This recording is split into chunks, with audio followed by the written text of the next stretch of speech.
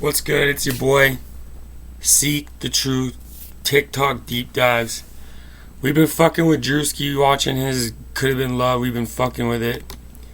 But there's some new allegations out about Druski. Now, Druski, I got love for you, my boy. But I am a journalist, a real journalist shit. And this is real journalist shit to cover, so no hate. But we got to do our own deep dive on it. We got to see what's popping with Drew. Druski, baby. So Druski has been an up-and-coming star for My the brother. last 4 years. He was ushered into the internet game around the same time as his good friend Jack Harlow, and it was like as Jack was rising up the ranks of music, Druski was rising up the ranks of comedy. During that time, he has become the most infamous skit comedian online, and this has obviously afforded him many opportunities, including his own show, countless sponsorships and commercials, features in movies, stake in Happy Alcoholic Beverages, a feature on 2K, a comedy tour, and frequent collaborations with the biggest streamers and comedians in the world. Basically, this man became a cash cow, as Druski has an insane ability to take everyday situations and types of people and turn them into a viral skit or a meme. And his comedy just has this way of reflecting and predicting in real life situations. But now Druski has found himself wrapped up in the Diddy situation, as he and his friend and popular wide receiver, Odell Beckham Jr., have been listed in some of these Diddy accusations. But the claims they are throwing around here are honestly so outlandish that it almost makes this hard to believe. Now, yesterday was when this bombshell would hit the timeline.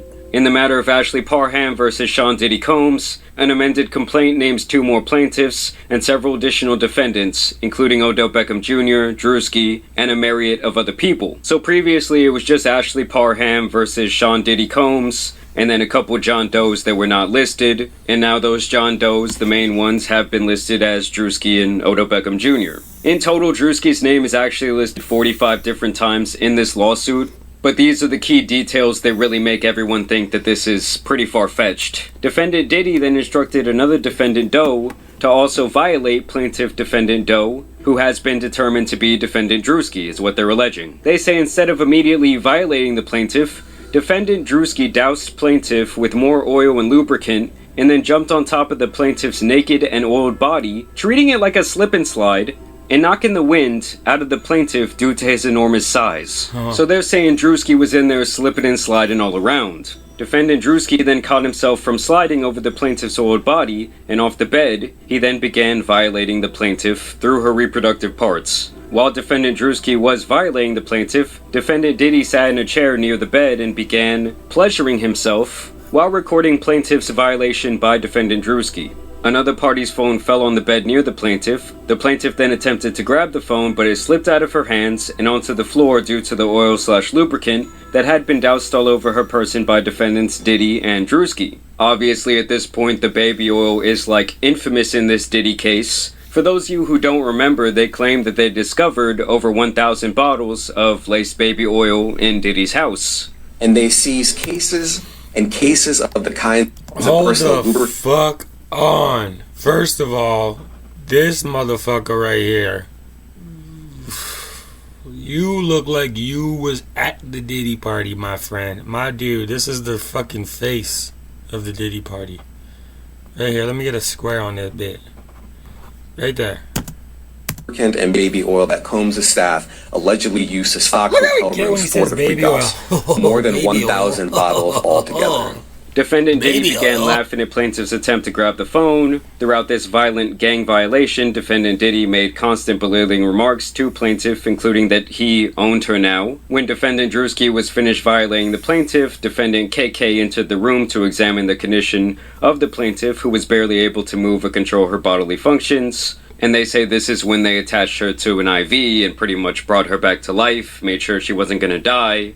And that was apparently when Diddy, Shane, who is apparently the man who introduced Diddy to this person, KK, Odell, and Druski then exited the residence to the backyard where they smoked marijuana and cigarettes. And so obviously this all had the internet going absolutely wild. Of course, people immediately started resurfacing old clips of Diddy hanging out with Druski.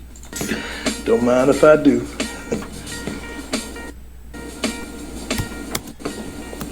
What do you think, Druski? Yeah. Druski? Pervert.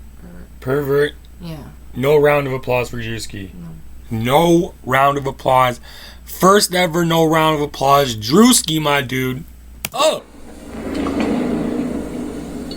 Druski. They were basically saying that this clip hits different now, as it was also rumored that Diddy had been lacing his infamous parties. Shit.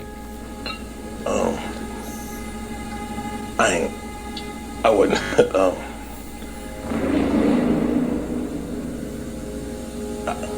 What's those? Shot. Druski was also asked at one point what it was like to attend these Diddy parties. You ever been to one of Diddy parties?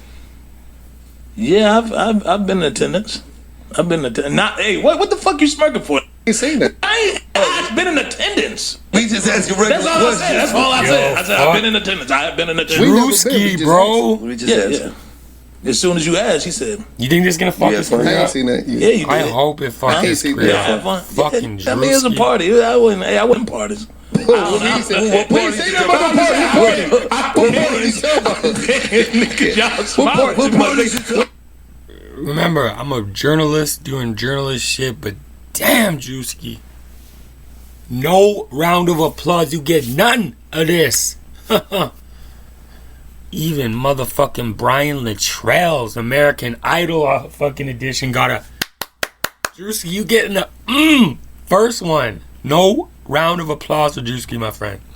I have been in attendance at a puff Look at party. that You know laugh. what I'm Look at saying? his I've been in smile. attendance. Yeah. Look at that fucking cocky smile. Like he raping people and getting away with it.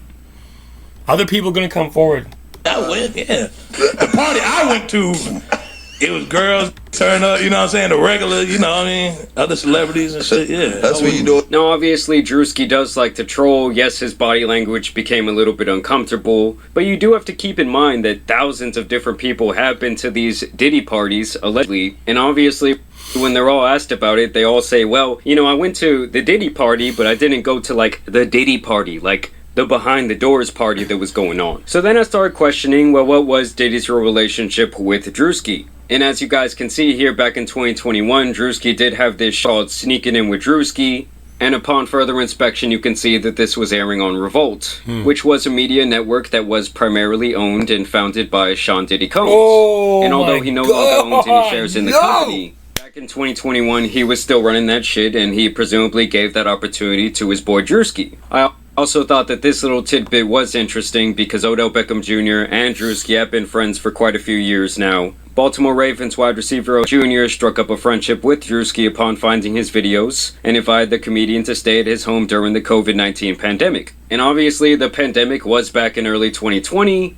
and that's where these dates really start not matching up because the defendant is saying that this happened on March 23rd, 2018, way before Druski was even remotely famous or known online, where the defendant says that this guy Shane invited the plaintiff over to his home to assist him with his cancer medications because he stated he was weak and unable to open his medications. She says upon her arrival that this guy Shane wanted to give her a ride in his new car, and she says this is when this guy Shane pretty much set her up for the violation that involved Diddy, Druski, and OBJ. Now, much like with Jay-Z with his recent Diddy accusations, Druski would respond swiftly to this filing, where he says the allegation is a fabricated lie. I wasn't a public figure in 2018. I was broke and living with my mom without any connections to the entertainment industry at the time of this allegation, so the inclusion of my name is truly outlandish. My heart breaks for actual victims of abuse, but I'm fully confident that the evidence will expose this falsehood and the individuals who are maliciously trying to game the legal system to peddle false narratives.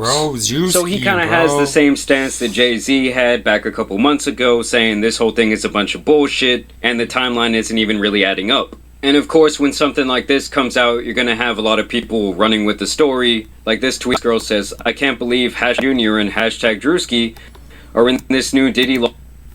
Listen, I can't even watch this no more. Druski, you get a motherfucking no round of applause. I'm your host, Seek the Truth. This deep dive has been done. Stay tuned. Stay tuned.